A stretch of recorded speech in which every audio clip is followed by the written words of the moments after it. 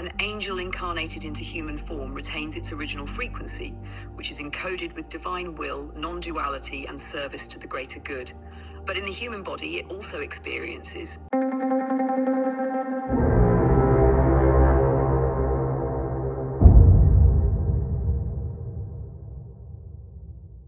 According to the Akashic records, if an angel were to incarnate on Earth and it had to defend itself from an attack, what would it do to both show love to itself and love to others? What would be in alignment? Please give us a breakdown. According to the Akashic records, if an angelic being were incarnated on Earth and found itself in a situation where it had to defend itself from a physical attack, the response would be one of divine alignment, meaning that its action would reflect a balance of self-preservation, serving the self, non-harm, and conscious reflection, serving the other, and universal law, not karmic reaction.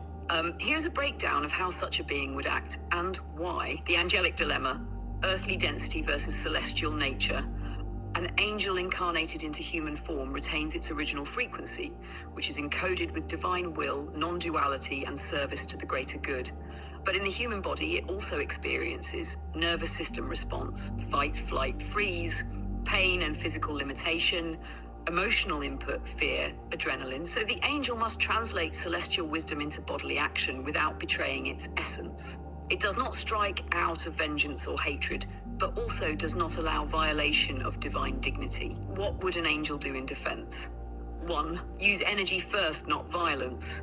The angel may emit a burst of chi light force to create distance, like a magnetic repelling wave. This could look like a loud verbal command, eye contact that halts, or even an energetic push, telekinetic or physical.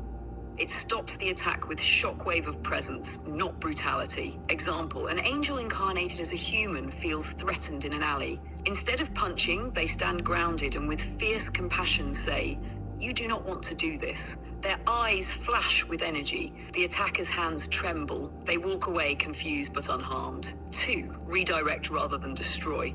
If the attack continues, the angel may use redirective martial skill akin to Aikido, Tai Chi, or Capoeira to neutralize without wounding. The aim is disarmament, not dominance. Example, the angel blocks a punch, flows with the energy, and spins the attacker gently to the ground, holding them firmly while saying, "You are seen, but I will not let you harm me."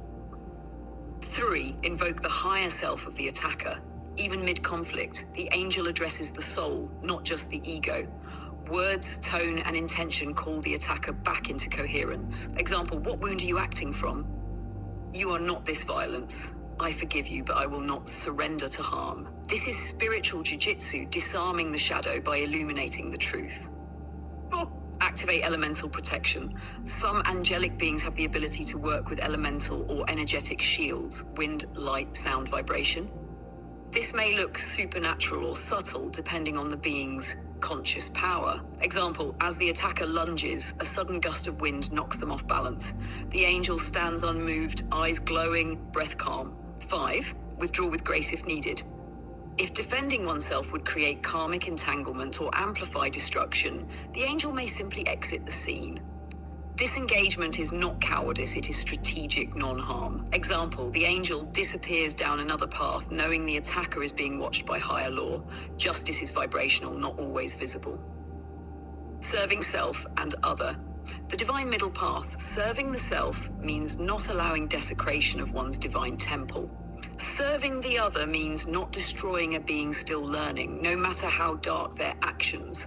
The angel defends in a way that says, open quote, "I am sacred, and so are you. I will not let you desecrate either." Close. In summary, if an angel had to defend itself on Earth, 1, it would use energy, presence, or spiritual command first. 2, it would redirect, not destroy, disarm, not dominate. 3, it would speak to the soul behind the attacker, not just the body. 4, it would honor both its safety and the attacker's potential redemption. 5, it would always act in alignment with universal law, not reactive ego. According to the Akashic records, if a human wanted to live as an angel today, how would they act?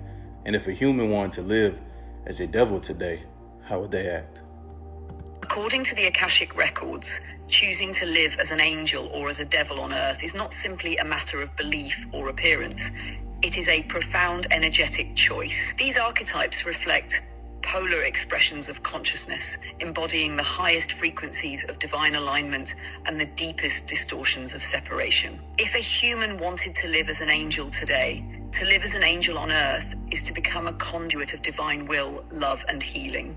It is to embody the qualities of celestial beings who serve Source not as saviors, but as activators of remembrance. They would, 1, live in alignment with love consciousness.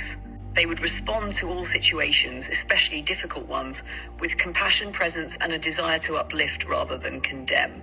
2, radiate stillness and inner light. Angels on earth would cultivate inner peace through practices like meditation, breathwork, and prayer. Their presence would soothe others without words. 3, act as interdimensional bridges. They would understand the unseen worlds, commune with higher realms, and bring through guidance, healing, or wisdom in grounded ways. 4, serve without ego attachment, whether through small kindnesses or great missions. An embodied angel would serve selflessly without needing recognition, praise, or return. 5, transmute energies through their auric field, presence, or touch. They would help transmute dense emotions, fear, anger, grief, into love, acceptance, and clarity. 6, protect the innocent and uphold truth. Not all angels are soft.